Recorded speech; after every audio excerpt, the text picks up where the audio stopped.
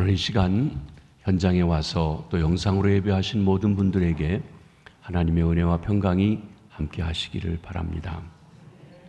오늘은 로마서 강의 19번째 시간으로 죄에서 자유라고 하는 주제로 말씀을 드리려고 합니다.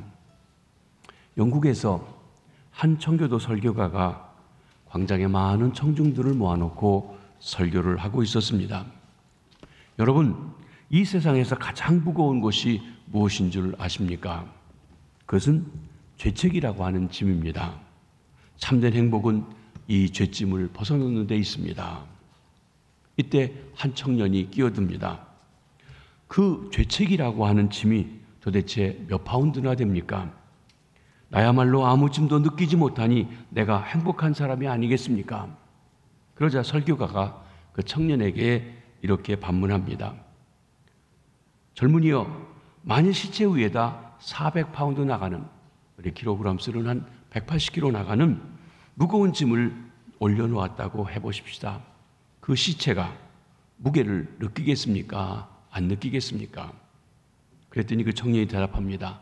그야 못 느끼겠죠. 그렇습니다. 영적으로 죽어있는 사람은 아무 죄책도 느끼지 못하는 것이지요. 누가 자기의 죄책을 심각하게 느끼고 있다면 이는 그가 살아나기 시작한 증거라고 말할 수 있습니다. 사랑하는 성도 여러분, 그리스도인의 최대의 기쁨이 있다면 그것은 죄사함 받는 기쁨입니다. 주님께서 나를 용서하시고 용납하시고 새롭게 해주셨다는 이 기쁨보다 더 큰 기쁨이 없다는 것입니다. 우리가 구원받았다고 하는 것, 믿음으로 의롭다함을 받았다는 것, 예수를 믿어 죄사함 받았다는 것, 이게 바로 같은 것입니다. 그렇습니다. 구원의 내용의 핵심은 소극적으로 말하면 죄사함 받은 것입니다. 그렇다고 죄 자체가 없어진 것은 아닙니다.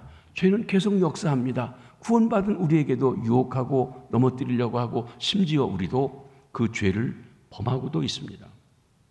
많은 그리스도인들이 구원의 확신이 있음에도 불구하고 아직 이 죄책과 더불어 싸우고 있습니다. 물론 그가 어느 정도 성경을 아는 그리스도인이라고 하면 우리의 범죄에도 불구하고 우리를 향하신 그리스도의 은혜가 더욱 넘치고 있다는 사실을 확신하게 될 것입니다. 예수님께서 목욕한 사람도 발을 씻어야 된다고 교훈해 주셨습니다. 목욕했다. 주님과의 영적인 교제 속에 단번에 구원받는 사건, 죄사함 받는 사건, 새로운 관계가 이루어진 사건입니다. 그런데 목욕했다고 안 더러워지는 게 아니라 목욕했어도 날마다 살아가면서 손발이 더러워지니 또 씻음 받아야 된다고 하는 것입니다. 범죄하고 용서를 구하는 이에게 주님께서는 70번씩 7번이라도 용서하시겠다고 말씀하십니다. 즉 우리의 죄를 깨닫고 주 앞에 나오는 것 무한정 용서해 주시겠다는 것이며, 동시에 또한 우리가 한 번 용서받은 것으로 그치는 것이 아니라 늘 죄와 싸워서 죄를 깨닫고 죄를 범했을 때는 또 주 앞에 나와 용서받아야 된다는 말씀이기도 한 것입니다. 주님의 크신 은혜에 감사하지 않을 수 없습니다. 그러나 어떤 그리스도인들은 자기의 계속적인 실패를 정당화하기 위해서 죄가 더한 곳에 은혜가 더욱 넘치니 은혜를 더 받기 위해서 더 많은 죄를 짓자고 하는 궤변을 말하기도 합니다. 오늘 본문 1절이 그 말씀으로 시작합니다. 그런즉 우리가 무슨 말하리요? 은혜를 더하게 하려고 죄에 거하겠느냐? 이 궤변에 대해서 사도 바울은 단호하게 말합니다. 그럴 수 없느니라. 죄에 대하여 죽은 우리가 어찌 그 가운데 살리요? 그리고 이어지는 교훈을 통해 우리는 그리스도인들이 오늘의 삶의 현장에서 죄와 더불어 싸워 승리할 수 있음을 말해주고 있습니다. 그리스도인은 죄를 용서받았을 뿐만 아니라 죄와 싸워서도 승리를 하는 사람들입니다. 죄에서 자유함을 가지고 살아가는 것입니다. 이것이 구원의 내용입니다. 오늘 본문은 이 죄에서 자유하는 것, 곧 죄와 싸워서 이길 수 있는 그리스도인의 삶의 원리에 대해서 말씀해 주고 있습니다. 오늘 본문에 중요한 동사의 단어 3가지가 있습니다. 알라, 여기라, 드리라 하는 것입니다. 첫째, 알라고 하십니다. 알라, know라고 하는 단어는 3절과 6절과 9절에 3번 나타나고 있습니다. 3절부터 10절까지의 긴 말씀들이 우리가 그리스도인들이 구원받은 내용, 그리고 죄와의 관계에서 어떤 것이 우리에게 주어졌는지 이 사실을 알라라고 말씀해 주고 있는 것입니다. 우리가 알아야 할 것이 무엇입니까? 먼저 우리가 죄에 대해서 죽고 하나님께 대해서 살았다는 사실에 대해서 알아야 합니다. 여러분, 우리가 죄에 대해서 죽었다는 것이 무슨 뜻입니까? 이를 알기 위해서는 우리가 죄에 대해서 죽었다는 것이 의미하지 않는 것을 또한 알아야 합니다. 죄가 우리 안에 죽었다는 말이 아닙니다. 그리스도인들의 구원의 고백과 그럼에도 불구하고 죄의 엄청난 세력은 여전히 우리를 넘어지게 하고 유혹하고 있습니다. 죄가 없어진 게 아닙니다. 우리가 죄에서 용서받고 죄에 죽었다고 한다고 하더라도 죄가 우리에게 역사하지 않는 게 아니라는 것입니다. 죄는 끊임없이 살아서 우리를 괴롭힙니다. 언제까지요? 우리가 무덤에 들어갈 때까지 죄와에서 자유한다는 것이 얼마나 어려운지 하는 걸 보여주는 말씀이기도 합니다. 죄는 끊임없이 우리에게 괴롭힐 것입니다. 이는 우리가 죄에 대해서 죽어야 한다는 뜻도 아닙니다. 우리가 죄에 대해서 죽어야 한다는 말이 아니라는 것입니다. 여러분, 성경에 보면 뭐라고 하셨습니까? 우리가 이미 죄에 대해서 죽었다 하고 얘기했습니다. 내가 죄에 대해 죽어라 하고 하신 것이 아니라 죽었다는 것입니다. 3절 말씀입니다. 한번 보시겠습니다. 무릇 그리스도 예수와 합하여 세례를 받은 우리는 그의 죽으심과 합하여 세례를 받은 줄을 알지 못하느냐. 이는 다시 말하면 예수께서 우리를 위해서 십자가에 달려 죽으실 때 우리도 죽었습니다. 사도 바울은 이 사실을 연합의 원리로 말해주고 있습니다. 우리들이 예수 그리스도를 구주와 주님으로 영접하는 순간 우리는 영적으로 주님과 연합하게 되었습니다. 그때 성령께서 우리를 그리스도의 몸속에 넣어주시게 됩니다. 여러분, 이게 그리스도의 몸, 큰 우주적인 교회라고 한다고 하면 내가 예수 그리스도를 믿는 순간에 이 속에 들어가게 됩니다. 근데 이 성경이 물속에 들어가면 나도 들어가고 나오면 나도 나옵니다. 죽을 때 같이 죽고 살 때 같이 삽니다. 근데 우리는 주님과 연합해서 주님이 돌아가신 시간과 우리가 살아있는 시간에 시간적인 것, 공간적인 차이 때문에 이해가 되지 않는 것이에요. 그러나 영의 역사는 시공간을 초월합니다. 지금 내가 예수를 믿어 그리스도 안에 들어가도 그때의 사건이 내 사건이 된다고 하는 것입니다. 십자가의 사건이 내 사건이 되고 부활의 사건이 내 사건이 되는 것입니다. 그렇습니다. 우리가 영적으로 그리스도와 연합되고 성령으로 세례받아 한 몸 되었다는 사실은 우리가 그리스도의 죽으심, 그리스도의 장사 지냄, 그리스도의 부활 사건에 동참하는 것을 의미합니다. 예수님이 나의 죄를 짊어지시고 십자가에 달려 죽으셨을 때 나도 죽었습니다. 예수님이 장사 지낼 때 나도 장사되었습니다. 예수님이 나에게 새로운 생명을 주시기 위해 부활했을 때 나도 영적으로 부활한 것입니다. 이것이 예수 그리스도를 믿는 자에게 일어난 영적인 사건이라고 선포하는 것입니다. 저와 여러분이 예수를 믿었다면 이 사건이 우리에게 이미 일어났다는 것을 알아야 된다는 것이에요.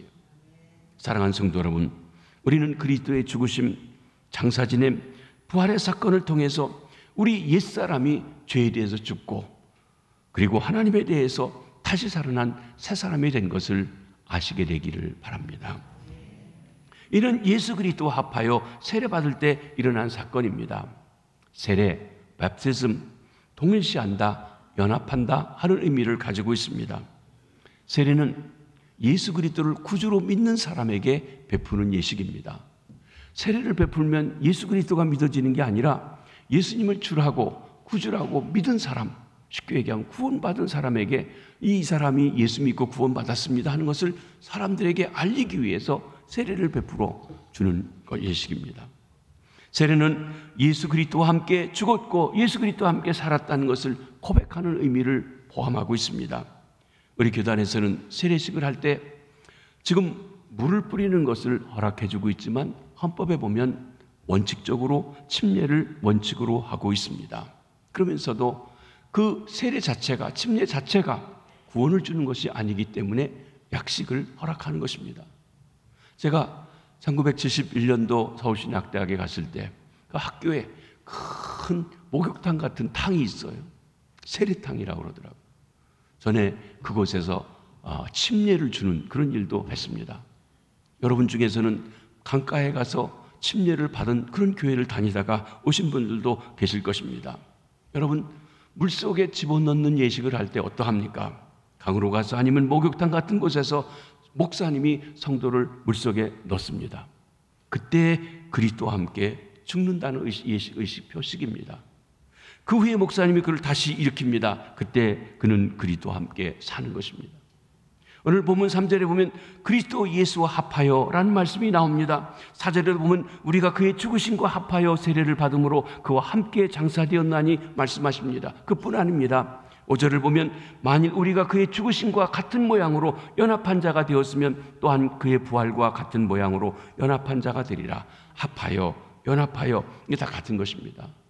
내가 그리스도의 몸속에 들어가 그리스도와 합해졌고 그리스도가 죽을 때 나도 죽고 그리스도가 살 때 나도 살았다고 하는 것입니다. 그러기에 세례의식은 엄격하게 말하면 내가 죽는 장례식입니다. 옛사람이 죽었습니다. 그것을 만민에게 공포하는 것입니다. 동시에 부활의 의식입니다. 그러기에 우리가 유의할 점이 있습니다. 물세례 또는 침례라는 형식이 우리는 예수 그리스도와 연합하게 되었다라고 하는 것을 생각해서는 아니 됩니다. 세례가 우리를 연합시키는 것은 아닙니다. 거꾸로 말해서 우리가 물세례를 받을 때 그리스도 예수와 연합이 이루어지는 것이 아니라는 것입니다. 세례는 믿고 제사함 받고 그리스도와 연합된 사실을 공인하는 후속 절차에 필요합니다. 여기에 좋은 성경적인 예가 있습니다. 사도행전 10장에 보면 베드로가 고넬료의 초대를 받아 그 집에 가게 되었습니다. 고넬료 이방인입니다. 로마의 백부장입니다.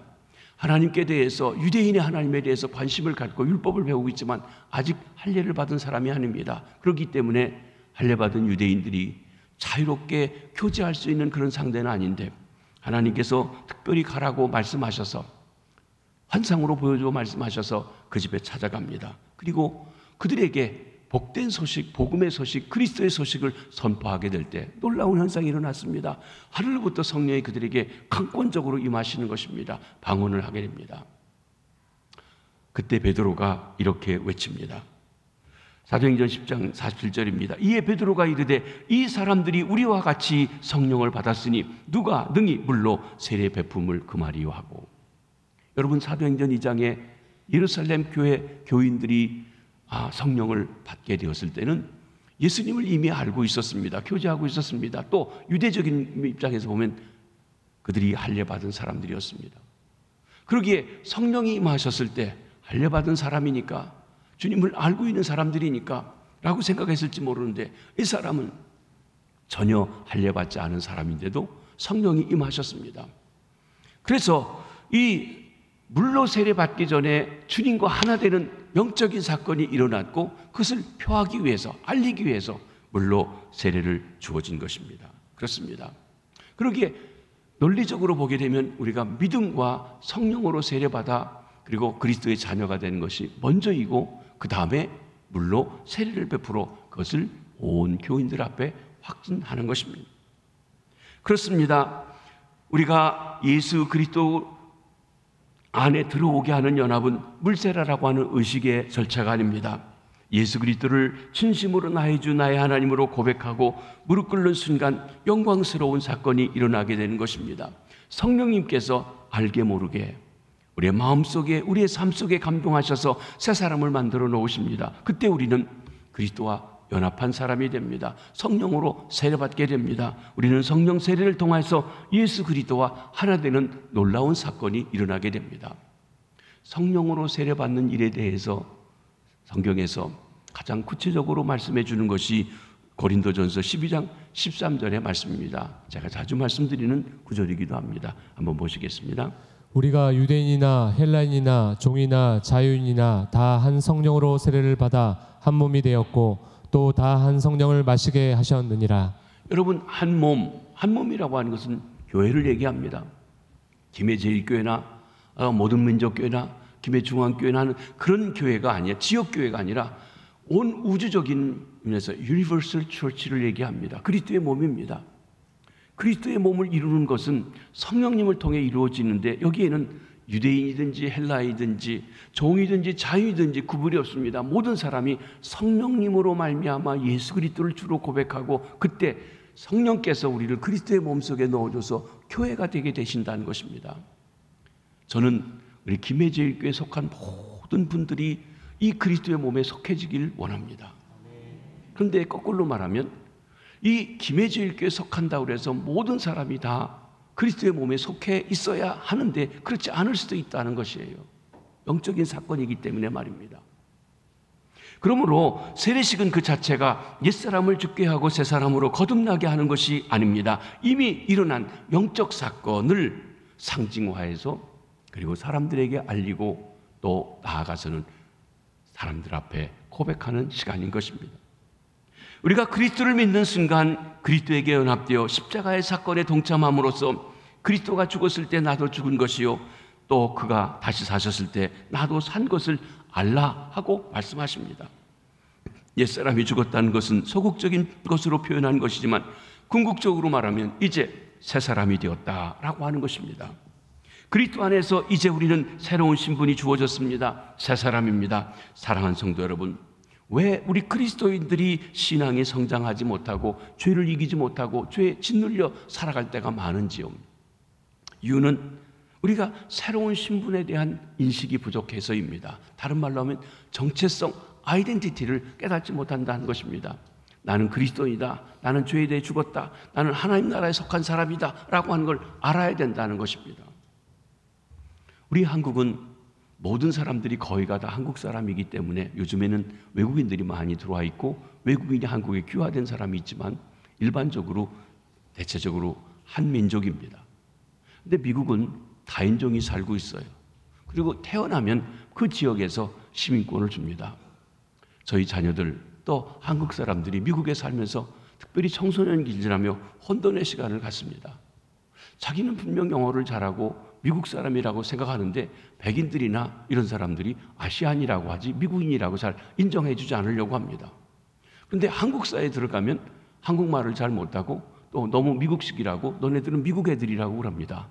도대체 나는 한국 사람인지 나는 미국 사람인지 이 아이덴티티에 대한 혼돈을 가져옵니다. 그리고 그것이 정립되지 않으면 그가 확실히 나아가는데 어렵습니다. 여러분, 세상 사람입니까? 그리스도 사람입니까? 대한민국 사람입니까? 미국 사람입니까? 우리는 분명히 하나님 나라 백성이라고 하는 것에 대해서 깨달아야 합니다. 그리고 하나님 나라 백성이기 때문에 세상 나라 사람과 다른 삶의 신분이 있다는 것을 아셔야 된다는 것입니다. 하나님 나라 백성이기 때문에 죄에 대해서는 상관이 없어요. 죄에 대해서는 죽었어요. 근데 죄가 계속 영향을 주고 일합니다. 내 안에 일어난 자신의 새로운 신분에 대한 의식, 곧 하나님이 옛사람을 죽게 하시고 새 생명을 주셔서 새 사람이 되게 하셨다는 사실을 확실히 안다고 하면 우리 삶이 변화될 수밖에 없고 변화되게 되어 있다는 것입니다. 사랑하는 성도 여러분, 내가 하나님을 믿을 때, 예수 그리스도를 구주로 믿을 때 이미 옛사람이 죽고 새 사람으로 거듭나 부활되었다는 사실을 분명히 아시게 되길 바랍니다. 안다는 사실을 믿는다는 것보다 더 강력한 힘이 있습니다. 그리스도인의 새로운 승리의 삶을 출발하는 가장 중요한 사실은 내가 예수 그리스도를 믿음으로 예수님이 죽을 때 나의 옛사람은 죽었고 그리고 예수님이 부활할 때 나는 새 사람이 되었다는 것을 아는 것입니다. 이 아는 축복이 우리 모두에게 있어지시기를 바랍니다. 두 번째, 여긴다는 것입니다. 본문 10절과 11절을 보시겠습니다. 그가 죽으심은 죄에 대하여 단번에 죽으심이요 그가 살아계심은 하나님께 대하여 살아계심이니 이와 같이 너희도 너희 자신을 죄에 대하여는 죽은 자요 그리스도 예수 안에서 하나님께 대하여는 살아있는 자로 여길지어다. 우리는 죄에 대해서 죽은 자요 하나님께 대해서 산 자로 여기라 그랬습니다. 여기 여긴다라고 하는 말은 명령형으로 되어져 있는데 이 여긴다는 말은 회계사들이 전문적으로 사용하던 용어입니다. 여긴다, consider, 회계사의 전문적인 용어로 기정사실로 받아들인 것입니다. 여러분, 요즘 여러분이 익숙해지셨지만 옛날에는 현금 거래를 했어요. 근데 어느 분이 내 은행 계좌로 돈을 보냈다고 합니다. 돈이 들어왔습니까? 안 들어왔습니까? 이게 좀 답답한 거예요. 그런데 보냈다면 믿을 수 있으니까 들은 줄 알고 쓰면 돼요. 그렇죠? 그러면 있으니까 쓰는 겁니다. 있는 것을 여기니까 쓰는 것이에요. 요즘 옛날에는 이렇게 월급 봉투를 줬는데 요즘에는 사례비도 다 은행에 줍니다. 사례비 들어왔나 안 들어왔나, 뭐 물론 은행에 점검하면 알지만 사실은 이게 다 들어온 거예요. 들어온 것으로 월급대가 되면 들어온 것으로 여기고 씁니다. 이건 내가 그렇다고 그냥 가정하는 게 아니라 사실에 근거한 것을 얘기하는 거예요. 그리고 그렇게 행동하면 되어진다는 것입니다. 바로 그것입니다. 그러게 여긴다는 말은 믿는 것보다 더 강한 뜻을 가지고 있습니다. 깨닫든 못 깨닫든 체험과 관계없이 이미 일어난 것을 기정사실로 받아들인 것입니다. 그러면 나는 아직도 습관적으로 죄를 짓고 있는데 어떻게 옛사람이 죽었다고 말할 수 있는가라고 스스로 의문을 가지신 분들도 있으실 것입니다. 우리가 바로 알아야 합니다. 자기를 보면 실족합니다. 예수님을 보아야 합니다. 내가 죽었기 때문에 예수님이 죽었습니까? 아니면 예수님이 죽었기 때문에 내가 죽은 것입니까? 물어볼 필요 없이 예수님이 죽었기 때문에 내가 예수님 앞에 연합될 때 내가 죽은 것입니다. 여러분, 나 때문에 죽으셨지만 내가 죽은 것이 아닙니다. 주님이 죽으셨어요. 나를 보면 안 된다는 것입니다.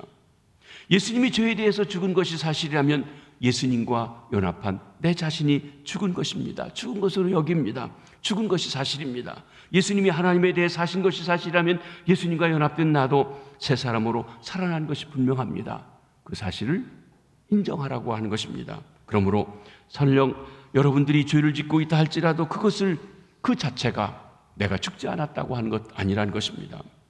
용서함 받은 느낌이 있는가 없는가를 따지지 마십시오. 우리는 항상 우리의 정체성을 분명히 가져야 합니다.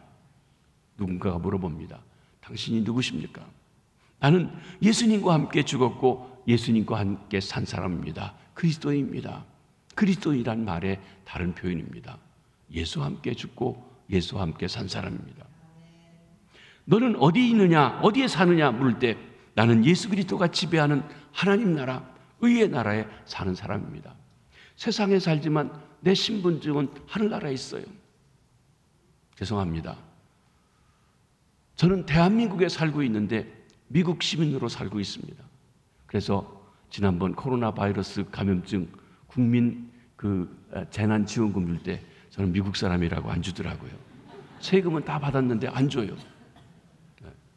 왜냐하면 미국 법이 한국 법에 외국 사람은 안 준다고 하는 것 때문에 그렇습니다. 근데 이번에 천안에 있는 윤학희 목사님 우리 조하라 자매 부탁하느라고 만났더니 자기 아들이 미국의 영주권을 가지고 세금 냈더니 거기서는 줬다고, 미국이 한국보다 훨씬 더 차원이 높다고 그렇게 얘기를 하더라고요. 여하튼 사실은 세금 받았으면 줘야 되는데 외국인이라고 안 준다는 것입니다. 여러분, 우리는 이 세상 나라 속에 살고 있지만 우리 신분이 하나님 나라 신분이에요. 주님의 통치를 받아요. 주님의 법에 따라 살아가는 사람이라고 하는 것입니다. 생명의 성령의 법이 다스리는 나라에 살아가고 있는 사람인 것입니다. 여기 정체성에 대한 것을 설명하기 위해서 우리 전통적인 우리 한국의 결혼 관습에 대해서 좀 말씀을 드리려고 합니다. 요즘에는 이렇게 하는 것 없지만 그러나 이해를 위해서 말씀을 드립니다. 옛날에는 오늘의 결혼 양상과 다르게 여자가 일단 시집을 가게 되면 친정집에 자주 드나드는 것을 금기로 여겼습니다. 술과 외인이라고 했습니다. 오죽하면 그 집 귀신이 되어야 된다고 말하기도 했습니다. 가문의 명예를 생명처럼 중요시했던 유교시대에는 지체가 높은 집안일수록 딸에게 이런 사상을 철저히 주입시켜서 시집을 보냈습니다. 가령 이 시집 사람이 김 시집으로 가게 되면 너는 김 시집안 귀신이다 라고 출가해이 되었습니다. 다시 말하면 친정집에 대해서 죽은 것입니다. 장사 지내서 이제부터는 김 시집으로 살아갑니다. 근데 사실 결혼해도 한국 사람은 성은 바꾸지 않았는데요. 미국에 가니까 미국 사람들이 여자를 구애한다고 굉장히 하는데 사실은 시집 가면 딱 성이 바뀝니다. 저희 집 사람이 한국에 와서 좋아하는 것 중에 채미원이라고 불려지는 것에 대해서입니다. 처음 우리가 여기 왔을 때 여기 동광초등학교에서 우리 운동회 같은 걸 했었는데 그때 상품권을 추첨했어요. 그런데 추첨이 안미원하고 추첨이 됐습니다. 그랬더니 우리 집사람이 막 뛰어나가는 거예요. 자기가 안미원인 줄 알고. 왜냐하면 미국에서 30년 동안 안미원으로 살았습니다. 미국은 결혼하면 신랑 성을 따라서 하는 것이에요. 그래서 지금도 이 드라이버 라이센스 운전면허증이나 또 그 전화하게 할 때는 채미원이 아니라 암미원으로 살아갑니다. 물론 패스포드도 그렇고요. 그랬더니 그때 또 암미원이라는 집사님이 또 나오더라고요. 그래서 제가 당신이 아니라고, 당신 여기서는 채미원이라고. 여러분, 한국은 어쨌든 이런 전통이 있어도 성은 뺏지 않았는데 미국 사람들은 위해준 척하면서도 성을 바꿔서 진짜 당신이 이제 안씨 집안이 됐다라고 그렇게 얘기합니다. 여러분, 이제 시집가면 처녀 시절 행복했던 추억도 잊어야 합니다. 심지어 부모 형제 생각마저 끊어야 합니다. 과거에 자기가 살았던 삶에 있어서 결혼 생활이 힘들기 때문에 친정을 멀리하는 것이 미덕이라고도 여겨졌습니다. 양식이 없어 굶어 죽을 지경이 되어도 친정 찾아가서는 아니 됩니다. 반면에 딸을 시집 보낸 부모도 완고한 사고방식을 가지고 있었습니다. 딸이 시집살이가 너무 힘들어서 친정에 와도 끝까지 문 열어주지 않고 너는 그 집 가서 그 집에 잘 적응해 살라고 그렇게 얘기했던 것입니다. 여러분, 이것이 오늘날 우리의 현실과 맞지 않고 바람직하진 않지만, 그러나 우리가 새 사람 되었다라고 하는 것에 대한 이해하는 데 필요해서 말씀을 드리는 것입니다. 우리가 예수 믿는 순간 시집 오기 전 나는 이미 죽었습니다. 죄씨 집안에 살다가 의씨 집안으로 시집 온 것이에요. 우리가 예수 믿은 다음에 의씨 집안 사람으로 다시 태어난 것입니다. 우리 정체성을 분명히 가져야 합니다. 예수님을 나의 주님, 나의 하나님으로 고백한 사람은 성령으로 세례받았습니다. 그리고 물세례를 통해서 옛사람은 죽고 새 사람이 된 것을 공적으로 공포합니다. 이제부터 자꾸 과거 생각하면 안 됩니다. 무슨 죄를 짓고 어떻게 방탕했는지 들먹일 필요도 없습니다. 그런 생활을 하던 옛 자아가 무덤 속에 들어가 버렸기 때문에 지금은 죄의 종이 아닙니다. 우리는 이 사실을 기정사실로 받아들여야 합니다. 예수님과 함께 죽고 예수님과 함께 살았다는 연합관계를 우리가 분명한 사실로 받아들이면 얼마나 큰 위로와 확신을 갖게 드리는지 하는 것을 말해주고 있는 것입니다. 우리는 예수님과 함께 살아간 그런 새 생명입니다.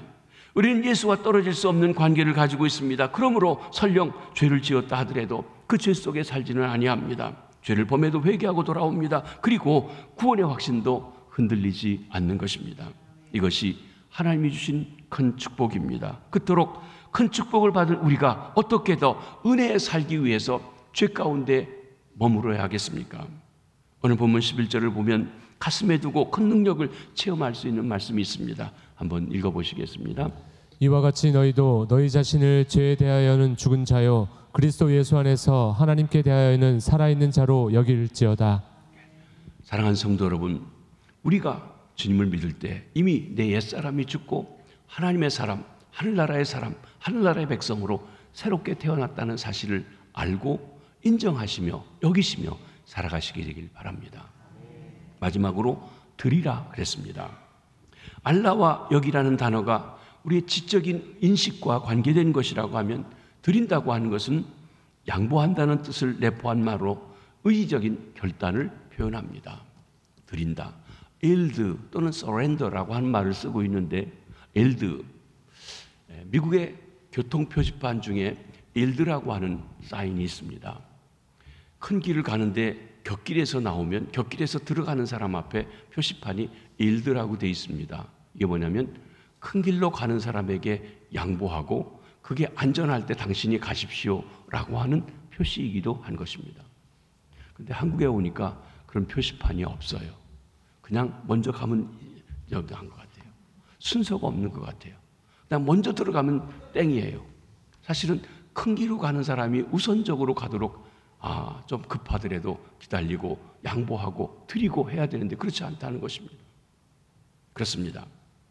우리가 십자가에서 예수님을 나의 주님으로 돌아가신 주님께서 나를 위해 죽으셨을 때 나도 죽었다는 사실을 알아야 합니다. 이제 새로운 삶을 살기 위해 주님께서 나를 살려주셨다면 나는 계속적으로 이 사실을 나 자신에게 적용시켜야 합니다. 이것이 여기는 과정입니다. 그 다음에는 나를 하나님께 드려야 합니다. 여기 죄를 이기는 가장 중요한 열쇠가 있습니다. 무엇보다 먼저 죄를 이기는 데 가장 중요한 것은 우리가 죄를 이길 수 있다고 하는 그 사실을 믿어야 합니다. 사랑하는 성도 여러분, 우리 그리스도인들은 죄의 유혹을 받지만 죄를 이길 수 있는 줄 믿으시길 바랍니다. 그리스도인들에게 문제는 뭐냐면 나는 죄가 유혹하면 이길 수가 없어, 나는 패배할 거야 하는 패배의식입니다. 이 땅에서 완전한 생활은 없기 때문에 죽을 때까지 죄가 계속 유혹하는데 온전한 사람이 어디 있어? 다 실수하는 거지. 그러니까 나도 죄를 지어도 돼. 이렇게 생각하는 자체가 잘못이라는 것입니다. 나는 패배할 수밖에 없다고 패배를 당연한 것으로 받아들이는 것이 문제입니다. 주님이 나를 거듭나게 하시고 부활의 새 생명을 주시고 그 가운데 새 사람으로 살게 하셨다면 하나님의 도우심을 통해서 더 이상 죄에게 복종할 필요가 없는 승리자로 살아갈 수 있습니다. 죄를 이길 수 있다는 사실을 확신할 수가 있습니다. 오늘 6절 말씀을 다시 한번 보시도록 하겠습니다. 우리가 알거니와 우리의 옛사람이 예수와 함께 십자가에 못 박힌 것은 죄의 몸이 죽어 다시는 우리가 죄에게 종노릇하지 아니하려 함이니. 여기 죄의 몸이 죽었다는 것은 죄의 도구로서 우리 몸을 지배하던 힘이 아주 없어졌다는 것이 아니라 무기력해졌다는 것입니다. 여러분, 죄가 그리스도를 믿는 보혈의 능력을 믿는 성령의 역사 가운데 있는 우리에게 유혹하지만 천과 같은 능력을 발휘하지 못한다는 것입니다. 다시 말해서 그리스도의 십자가 사건으로 말미암아 죄를 이길 수 있는 능력이 우리에게 주어졌습니다. 이 말씀을 어거스틴은 이렇게 말했습니다. 어거스틴이 누구입니까? 그는 청소년 때 사생아를 낳았던, 다시 말하면 결혼도 하지 않고 아기를 낳았던 사람입니다.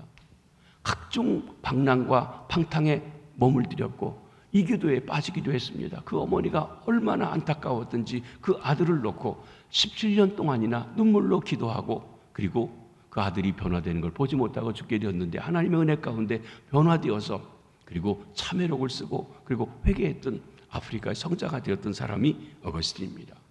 그가 이렇게 고백합니다.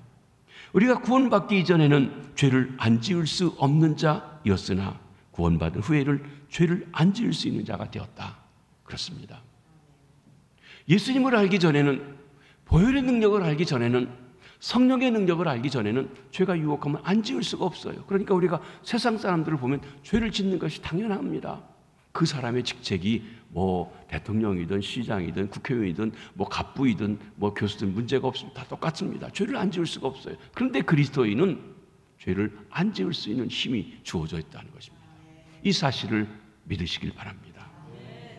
구원받기 전에는 죄 짓는 것이 당연했지만 예수를 믿고 달라진 것은 죄를 안 지을 수 있는 자가 되어서 죄를 지을 필요가 없다는 것이에요. 죄를 지을 수도 있습니다. 그러나 죄를 지을 필요가 없어진 것입니다. 우리가 구원받은 후에도 죄를 짓는다면 책임은 우리에게 있습니다. 우리 지체를 죄에게 드리지 말아야 합니다.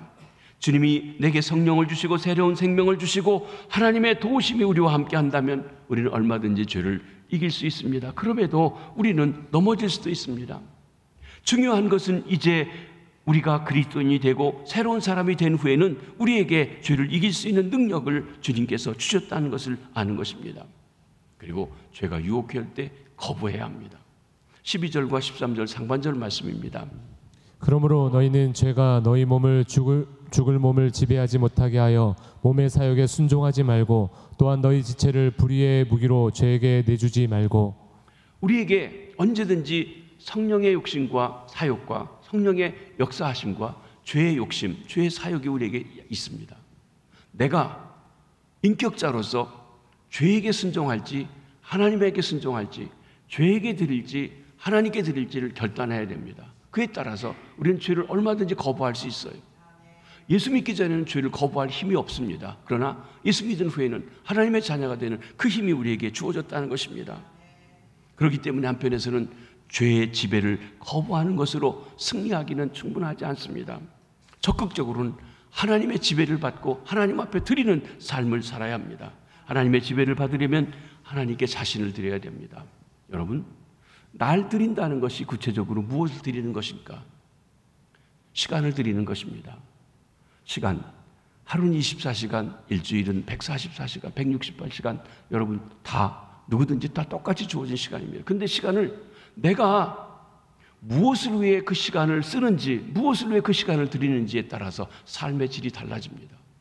우리 그리스도인들은 하나님께 예배하고 하나님께 기도하고 하나님과의 관계 속에서 그 모든 삶을 시작하기 때문에 때로는 세상 사람과 달리 시간을 하나님 앞에 드리는 일을 해야 됩니다.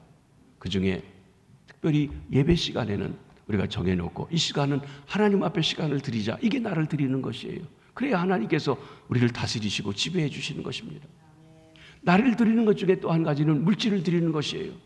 하나님께서 물질을 주셨습니다. 다 우리 마음대로 쓸 수 있다고 생각합니다. 그런데 하나님을 하나님이라고 주인이라고 왕이라고 믿는 자에게는 하나님 것이 있습니다. 11조라든지 하나님 우리에게 정해주신 것이 있어요. 그것을 하나님께 바치라고 합니다. 내가 쓰기에 부족한데요. 그런데 그것은 아니라 하나님 것을 하나님 앞에 드리는 것이 곧 나를 드리는 것이에요. 더 쓰고 싶지만, 더 나를 위해서 하고 싶지만 하나님 걸 하나님 앞에 드리라고 하신 것입니다. 우리에게 재능이 있습니다. 은사가 있습니다. 탤런트입니다. 여러분 그것도 나 좋은 대로만 쓰지 말고 그것이 어떻게 드려서 하나님을 위해서 쓰실 수 있는지 쓰는 것입니다. 찬양을 잘하시는 분은, 노래를 잘하시는 분은 찬양을 하시고 찬양대를 하시고, 내가 운전을 잘하시는 분은 교우들에게 운전하는데 그 시간을 드리는 것도 드리고, 또 밥을 잘하고 음식을 잘하는 분은 그것을 드려서 하나님 앞에 일하는 것도 하나님께 드리는 것입니다. 그렇습니다. 여러분, 하나님의 지배를 받으려면 하나님께 자신을 드려야 합니다. 우리가 우리 자신을 바치지 않고 드리지 않는데 하나님 우리를 통치하시고 다스리지 않습니다. 하나님은 강제적으로 꼭두각시처럼 우리를 지배하지 않습니다. 우리의 인격적인 응답을 통해서 기분 좋게 하나님 앞에 드리는 것을 통해서 그것을 사용하신다는 것입니다. 그렇습니다. 그렇기 때문에 중요한 것은 하나님이 내 삶의 새로운 주인이라는 사실을 분명히 인식해야 됩니다. 그전에는 마귀가, 죄가 내 주인이었어요. 그래서 그 마귀가, 죄가 나에게 요구하는 걸 다 시간도 드리고 재물도 드리고 재능도 드리고 그렇게 살았는데, 이제는 새로운 주인인 하나님이 요구하신 대로 드려야 합니다. 그래서 이렇게 고백해야 합니다. 더 이상 죄는 나의 주인이 아니다. 죄여, 사망이여, 사탄이여, 너는 나를 다스릴 수 없다. 내 삶의 주인은 하나님이시다. 오 하나님, 그러므로 내 삶의 전 존재를 당신 앞에 드립니다. 이 고백이 결정적인 그리스도인의 승리의 분기점을 형성한다는 사실을 본문 12절 13절이 말씀해 주고 있는 것입니다. 그러나 죄의 지배를 거부하는 것만으로 죄에서 승리하기 충분하지 않습니다. 이제 하나님의 지배를 받으며 살아가야 합니다. 하나님의 지배를 받으려면 하나님 앞에 자신을 드려야 합니다. 우리의 지체를 하나님께 드립니다. 13절 하반절 말씀을 한번 보시겠습니다. 오직 너희 자신을 죽은 자 가운데서 다시 살아난 자 같이 하나님께 드리며 너희 지체를 의의 무기로 하나님께 드리라. 여기 계속해서 강조하는 말이 무엇입니까? 하나님 앞에 드리라. 하나님을 위해 써라 하는 것입니다. 내 시간, 내 재물, 내 재능, 하나님을 위해 써라. 그게 하나님께 드리는 것입니다. 나의 전 존재를 하나님 앞에 드리는 것입니다. 그분이 나를 다스리고 통치하실 때, 내 삶의 온전한 주인이 되실 때 비로소 주께서 약속하신 빛나는 거룩한 삶의 승리를 우리가 이 땅에서 체험하며 살아갈 수 있습니다. 주님의 다스림이 그리스도인들이 승리하는 삶의 기초가 되어지는 것입니다. 이제 우리가 죄의 지배를 받을 필요가 없습니다. 사망의 지배를 받을 필요가 없습니다. 사탄의 지배를 받을 필요가 없습니다. 그 지배는 사실상 끝났습니다. 사랑하는 성도 여러분, 성경이 거듭 계속 강조하고 있는 것은 우리가 더 이상 죄의 지배를 받을 필요가 없다는 것입니다. 죄에게 순종하지 마십시오. 여러분의 인생의 주인이 달라졌습니다. 죄가 유혹할 때 너는 내게 대해서 권리가 없다고 선포하십시오. 하나님이 이제 여러분의 인생의 주인이 되셨다면 하나님의 통치를 온전히 경험할 수 있도록 하나님 앞에 의지적으로 시간을 드리고 물질을 드리고 삶을 드리고 재능을 드리는 삶을 살아가야 합니다. 그런데 여기 흥미로운 사실은 드린다고 하는 것은 늘 드리는 것도 있지만 단번에 하나님 앞에 드리는 것을 그 헌신하고 결단하라는 것입니다. 마치 뭐와 같으냐면 우리가 사랑하는 사람과 살아가지만 사랑하는 사람과 살아가기 위해서는 결혼식이라는 것을 합니다. 이 결혼식 하지 않고 그냥 동거하며 사신으로 사는 사람들은 늘 찝찝해 하더라고요. 공개적으로 결혼했다고 하는 것을 공포하는 그 의식이 중요한 것입니다. 그렇습니다. 그렇기 때문에 우리도 하나님 앞에서 늘 주님을 믿는다고 살아간 그게 아니라 아주 결단해서 하나님, 오늘부터는 내가 모든 것이 하나님 위해 삽니다. 하나님 겁니다 라고 하는 결단이 필요해요. 주님, 여기에 저의 삶이 있습니다. 제 인격이, 제 생명이, 제 존재가, 제 감정이 있습니다. 저를 다스려 주시옵소서. 이때부터 우리의 삶 속에 새롭고도 놀라운 승리가 시작되어지고 역사하게 되는 것입니다. 말씀을 정리합니다. 사랑하는 성도 여러분, 죄에서 자유하며 승리하는 삶을 위해서 우리는 십자가에서 그리스도와 함께 죽은 존재임을 확인하시고 아시게 되길 바랍니다. 또한 그리스도 예수와 함께 부활하여 하나님을 향하여 새롭게 태어난 새 사람이 된 것을 인정하시고 여기시며 살아가시기 바랍니다. 그리고 주님의 다스림을 받기 위해 나의 전 삶을, 시간과 재능과 재물을 주 앞에 드려서 주님 앞에 헌신하며 살아가시길 바랍니다. 알라, 여기라, 드리라. 이는 죄에서 자유하게 되는, 죄와 싸워 승리하는 비결이기도 합니다. 죄에서 자유하여 하나님의 자녀로서 승리하는 삶, 하나님께 영광 돌리는 삶, 하나님의 기쁨이 되는 주의 백성의 삶을 살아가시기를 주의 이름으로 축복합니다. 기도하시겠습니다. 하나님 아버지, 우리가 연약할 때, 죄인 되었을 때, 원수 되었을 때 우리를 위해 그리스도를 보내주시고 그 사랑을 알려주셔서 그를 믿는 자에게는 죄사함을 받고, 아니 더 나아가서 이미 주와 함께 죽고 주와 함께 다시 산 그 사건을 알게 해주셔서 감사합니다. 하나님, 내가 하나님 안에 누구인지 분명히 알게 도와주시고 그렇게 여기며 살아가게 하시고, 나아가서 하나님이여 저희들의 삶이 하나님 앞에 온전히 드려서 주님 앞에 거룩함을 이루며 살아가는 주의 백성들 되게 해 주시옵소서. 하나님의 자녀이기에 하나님의 자녀라고 하는 자긍심을 가지고 살게 도와주시고, 하늘나라 백성이기에 세상 법대로만 살지 말게 하시고, 우리가 살아가는 세상 속에서도 하나님 나라의 법을 가지고 그 나라와 그 일을 구하며 살아가게 하여 주시옵소서. 그래서 하나님 앞에 영광이 되게 하시고 하나님의 자녀임을 만민이 알게 도와주시고 하나님께서 기뻐하시는 주의 백성들 되게 해주시옵소서. 보혈의 능력으로 새롭게 하시옵소서. 보혈의 능력을 의지해서 죄에서 자유함을 얻게 하옵소서. 예수님 이름으로 기도합니다. 아멘.